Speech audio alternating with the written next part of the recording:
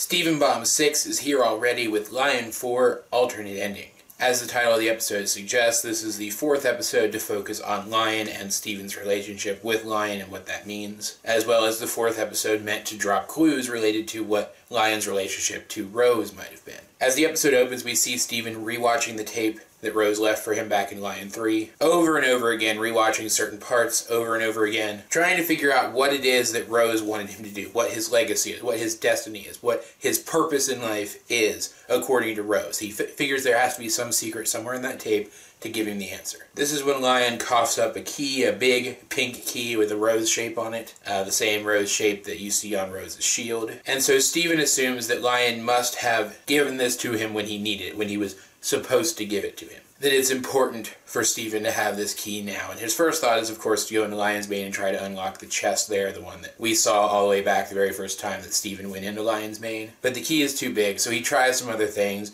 Nothing works. And finally, he just asks Lion to take him to whatever the key opens, and it turns out to be a ruined building, pretty much just one wall of a building. He didn't even technically need the key to get inside of it. In the same desert where they found Lion, just really far away from there, at what looks like the crash site of Pink Diamond's hand ship, which, I'll talk about that in a minute. And so Stephen, not realizing this is just one wall of a building, opens the door. He finds basically Amethyst's room, but for Rose. Turns out Rose was a hoarder in kind of the same vein as Amethyst. And Stephen is, of course, disappointed, until he finds a tape, just like the tape that Rose left for him, labeled Nora instead of Stephen. He asks Lion to take him to Nora. Lion ends up taking him to his dad instead, who tells him that Nora was the name they were going to give to Stephen if he turned out to be a girl. And so Stephen just kind of flat out asks him what his destiny is supposed to be, what his purpose is supposed to be, and Greg answers that he doesn't have one. Rose just wanted to have a kid. That the idea of a human gem was so new and so special that no one, not even Garnet, could predict who Stephen was going to turn out to be. That Stephen's destiny is just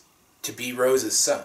And this episode was okay. It was fine. It was about average for this show. An average episode for Steven Universe is still a good episode, don't get me wrong. And don't think I'm trying to downplay the quality of this episode when I say this, but it was a huge letdown. The Lion episodes have always taught us something meaningful, something important about one or more of the characters. Yes, we found out here that Rose and Greg made 2 tapes because they didn't know whether or not Stephen was going to be a boy or a girl yet. Yes, we got to see that potential crash site, which again, I'll talk about that in a minute. That was all well and good, and that was fine, but we didn't actually learn anything about anybody. The plot, the structure of the plot, the outcome of the plot all felt like a retread of a much better episode, that being Lion 3 straight to video. An episode which is some people's favorite episode of the show. This felt like they were just trying to retread the same territory to get a similar response. And response is actually an apt word here because I feel like this episode was made in response to the fandom. I think that this episode was made in response to elements of the fandom that nitpick episodes trying to find meaning that isn't there, who demand more lore episodes, who demanded another Lion episode, for example, when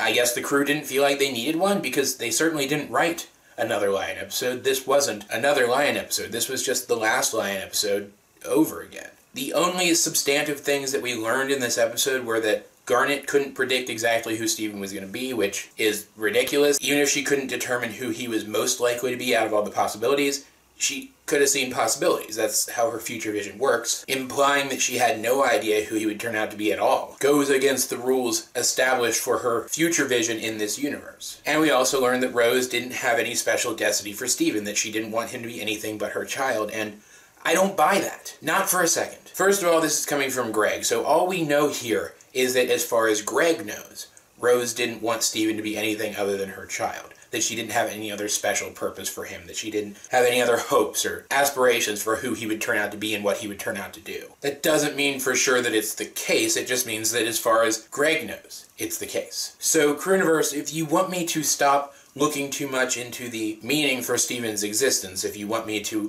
think that there is no meaning for Stephen's existence, then explain to me why Rose left Stephen Lion with a bunch of secret stuff in him, but didn't tell anybody about it as if there was some special meaning behind it. Why Rose chose to leave the tape for Stephen inside Lion where nobody else could get to it. And why she chose to leave Bismuth, a dangerous traitor, in the same space where Stephen might find and free her. And that is literally just scratching the surface of all of the clues that point to Rose having some higher purpose for Steven that this episode attempts to just dismiss without explaining. This episode came off as an attempt to get people to stop looking too deep into the show. But I'm sorry it failed, because now I'm looking more deeply into it than ever. Now I'm looking for reasons why Greg would think that Rose didn't have some higher purpose for Steven when she still very clearly did. Why she wouldn't have told him about this or warned him about this. And I know I'm going to get flack for saying this, for saying all of this, that I'm going to get people telling me that I'm looking too deep into this. And that's fine, you can say that. And I know I probably am looking too deep into this. I don't need to be looking so deeply into this show to begin with, not to enjoy it. But I'm still going to. It's what I enjoy doing, and it is a simple fact that this episode, as an attempt to put an end to that, failed miserably. But if this episode was secretly an attempt to get people to start looking at some stuff again, to start looking at what Steven's purpose might be again, then I think it may have succeeded brilliantly, because it gave us a list of things not to look deeper into, while giving us a pretty clear indication of where we could be looking. It showed us pretty definitively that the tape doesn't hold any secrets in it. And it showed us pretty definitively that Lion's behavior around Steven, that Lion behaving as if he was trained to do certain things with Steven at certain times, those are places we shouldn't be looking. Those are places that don't hold weight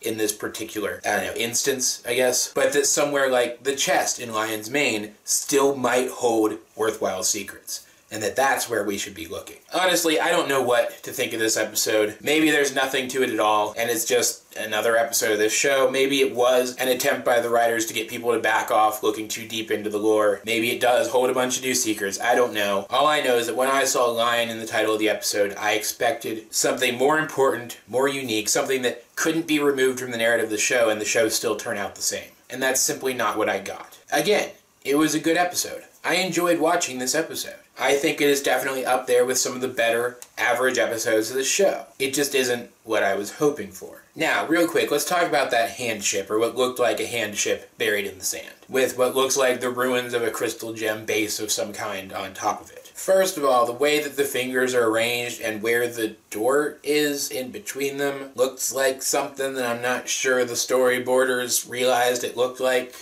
Just saying. But most importantly, didn't Homeworld not have those ships back during the war? Weren't they still using the UFO-shaped ships? Isn't that something that was established at this point? Like, this hand ship, this pink diamond hand ship, has a different color than Paradox, for example, but we would have to assume if it's the same type of ship, it would reasonably be made from the same type of metal, right? So that means that ships as durable as Paradox hand ship existed during the war, and yet the crystal gems somehow thought that Rose's light cannon would be strong enough to destroy one? There's also the question of, if a hand ship existed at the time, did it have a gravity drive? Because it's been established that gravity drives didn't exist at the time of the war either, that those are post-war technology. Maybe this will all be answered at some point. Maybe that wasn't even a hand ship to begin with. Maybe it was something else. But that just felt super out of place to me, and so where some people were pointing out how cool it was, I just was distracted by it the entire time.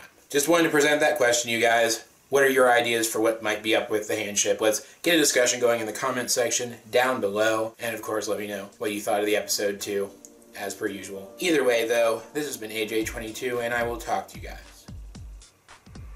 later.